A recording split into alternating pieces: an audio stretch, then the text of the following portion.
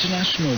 You are listening to our one-hour broadcast in English for listeners in Western Europe and Japan. We can also be heard on the internet at www.rri.ro Channel 1. You can find us on Facebook, Twitter and other social media platforms. Our programs are also available on TuneIn and via satellite Eutelsat 16A on 11,512 MHz, vertical polarization, azimuth 16 degrees east. Symbol rate 29,950 mega symbols per second, standard DVB-S2, modulation 8 PSK, audio PID 510. We wish you good reception conditions.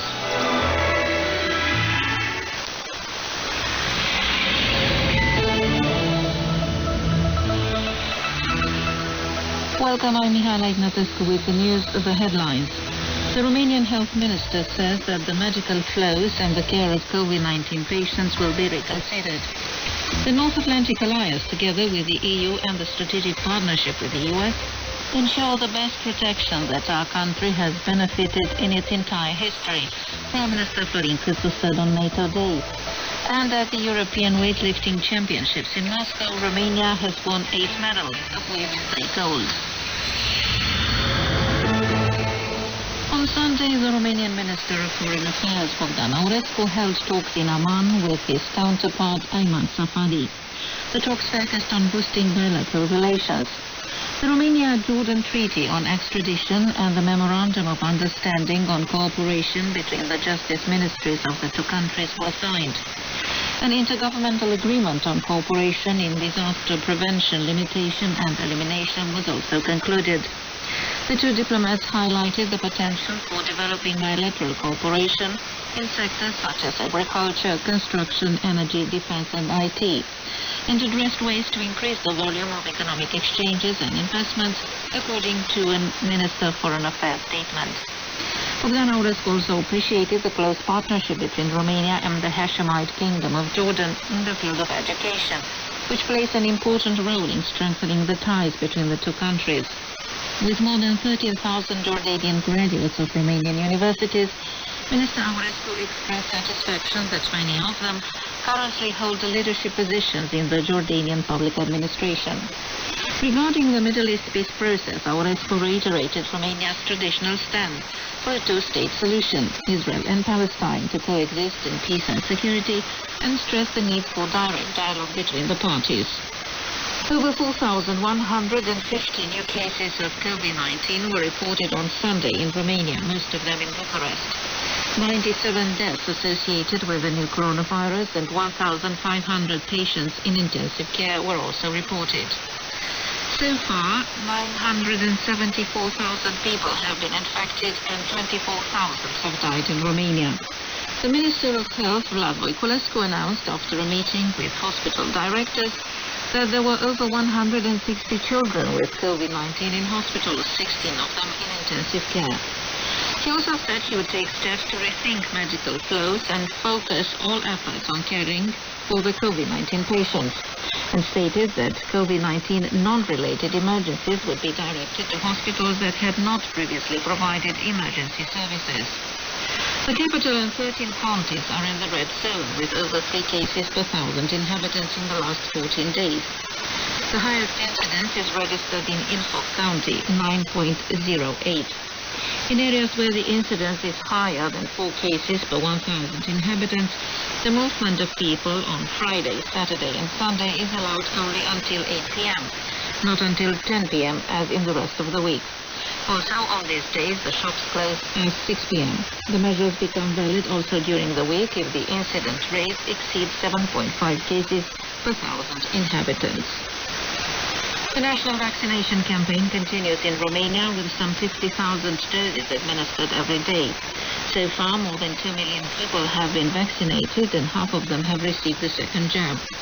Prime Minister Florin Câțu has announced that Romania is in the process of selection at European level for the production of SARS-CoV-2 vaccines, and one of the companies in our country will be evaluated by the European Commission's task force for the development of vaccines against COVID-19. The Minister of Defense, Nikolai Chuka, has announced that from April 5th, 15 new anti-COVID-19 vaccination centers will be opened for both military and civilians.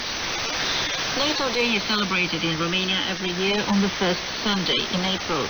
The North Atlantic Alliance, together with the EU and the strategic partnership with the United States, ensures the strongest protection that Romania has benefited in its entire history against any threats to its national security, the Minister of National Defense, Nikolai Chuka, said.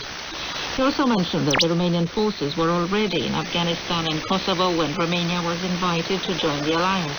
And when our country became a member of NATO, the Romanians were also present in Iraq in another difficult mission. Romania NATO has been and continues to be the main guarantor and the fundamental pillar of national defense and security, Prime Minister Florin Câțu also stated.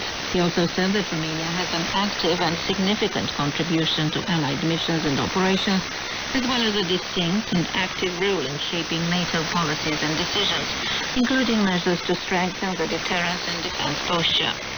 In our sports, Romanian athlete Monica Suneta Stengeri won 3 gold medals in the 49-kilogram category at the European Weightlifting Championships in Moscow. Stengeri won the snatch event with 86 kilograms, the clean and jerk with 103 kilograms, and in the total she won with 189 kilograms. Mihaela Valentina Cambei won silver in the jerk event and crossed the total with 180 kilograms. In the men's event, Valentin Iancu has won 2 silver medals. And that was the news from Bucharest, Radio Romania International.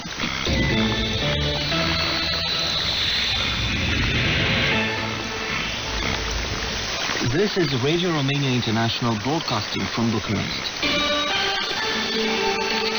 Business Flash.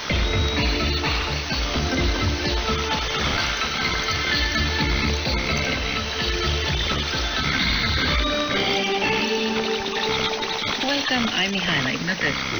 After the first 2 months of this year, Romania's budget deficit went up to 1.14% of the GDP. The Romanian Finance Ministry reports. In January 2021, the deficit stood at 0.33 of the GDP and at 0.73 of the GDP in January 2020. Between January the 1st and February the 28th, the revenues to the general consolidated budget went up by 4.1% compared to the same period last year. According to the cited source, most categories of revenues, including tax revenues, insurance benefits, non-fiscal revenues, and European funds, registered positive developments. The Romanian Minister of Transport and Infrastructure, Cătălin Drulă, emphasized during the informal meeting of the relevant ministers of the EU states that an ecological and energy-efficient railway system has an important role in decarbonizing transport. He mentioned that Romania has aligned its strategic objectives with European environmental policies, as the projects proposed in the Transport Operational Programme and in the National Recovery and Resilience Plan reflect these objectives. The Romanian Minister of Transport told the other relevant ministers that Romania proposes the development of a balanced, economically and energetically efficient and competitive railway system through investments in the rehabilitation and significant modernization of the national and cross-border railway infrastructure within the TENT network and the modernization of the rolling stock. It also seeks to connect rail transport with other means of transport, including urban and suburban. A statement from the Ministry of Transport and Infrastructure, taken over by Ager Press, reads: Romania's gas production will reach 8.6 billion cubic meters this year, compared to 11.2 billion in 2016. We will import more and more if gas is not extracted from the Black Sea, said Sorin Gal, director within the National Agency for Mineral Resources, at a specialized conference. Last year, due to the pandemic and the fall in oil prices, all large companies reduced their investments and no longer used rigs, the effects of which will be seen within the next 3 years. It is very important to have a political decision this year regarding the continuation of investments in the Black Sea, the official of the National Agency for Mineral Resources stressed. The offshore law will be amended by the end of this parliamentary session, more specifically in the summer, the Romanian Energy Minister, Virgil Popescu, has stated, asking investors who are waiting for this law to unblock investment to be patient. We intend to ensure transition with natural gas. We want to get gas out of the Black Sea. We want to find new reserves. So amending the offshore law is a priority to stimulate investment in this sector, the government officials said at an online conference on energy. At the moment, ExxonMobil and OMV Petrom are exploring a deep perimeter in the Black Sea, with gas reserves estimated at tens of billions of cubic meters.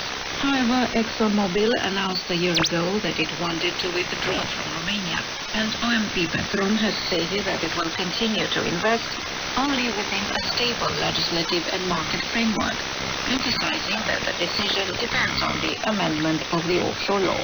That was Business Flash. This is Radio Romania International, broadcasting from Bucharest. Panorama.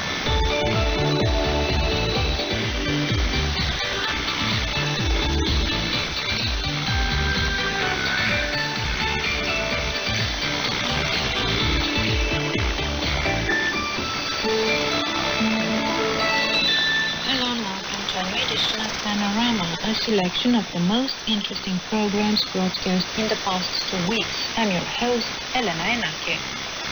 We begin today's edition with an excerpt from Promemoria about the anti-communist resistance in Romania after 1946. Lieutenant Toma Arnautoiu was one of the heroes of the anti-communist resistance in Romania. He was born on February the 14th, 1921. Arnautoiu was one of the leaders of the longest-lasting groups of partisans in Muschel area, central Romania, actually on the southern slope of Făgăraș Mountains. I recall that Muschel is arguably the core area where the literary variety of standard Romanian was formed. Throughout the centuries, Muschel was inhabited by free, acceptably well-to-do peasants, while its seat, the town of Tâmpulung, has a remarkable multicultural history. People from Muschel have always benefited from administrative autonomy. They also have close connections with the Principality of Transylvania, lying over the Carpathians. Lieutenant Toma Arnautoiu was a member of the cultural elite of the commune of Micșoara. Toma was the third child of a primary school teacher. His elder brother, Ioan, cavalry officer, was killed in action in Crimea in 1943. In 2000, Toma Arnautoiu's sister, Elena Flore Ioan, gave an interview to Radio Romania's Oral History Center. That is how we found out primary school teacher Arnautoiu's family was one of the most respected families in the commune of Micșoara. The family had strong values and principles. Here's Elena Flore Ioan herself speaking about that. My heartfelt, very special gratitude goes to my mother, who brought us up harmoniously, guiding me and teaching me everything so that I, when I would be completely on my own later in life, could be able to cope with all the hardships that may occur. As for father, with his tender-heartedness and kindness, I could never annoy him. I couldn't possibly upset them. And proof of that stands the fact that everything they advised me, I had no problem complying with that. They sort of denied me furthering my own education so that the lads could push themselves forward, go to university and such like. And when it was about time for me to marry, it's true, there were also my parents who chose my would-be husband for me, and I could never say they made a mistake.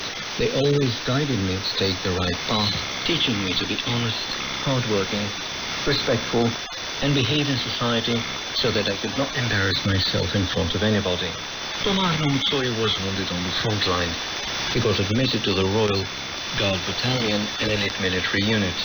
After August the 23rd, 1944, yet another fateful page would be written in Romanian history, the military occupation and the instatement of a pro-communist government on March the 6th, 1946. Arnautoiu got fired from the army in 1947. In 1948, he left Bucharest to pursue a study program in the Business Academy. It was there that young Toma and 40 other colleagues got to know Colonel Arsenescu.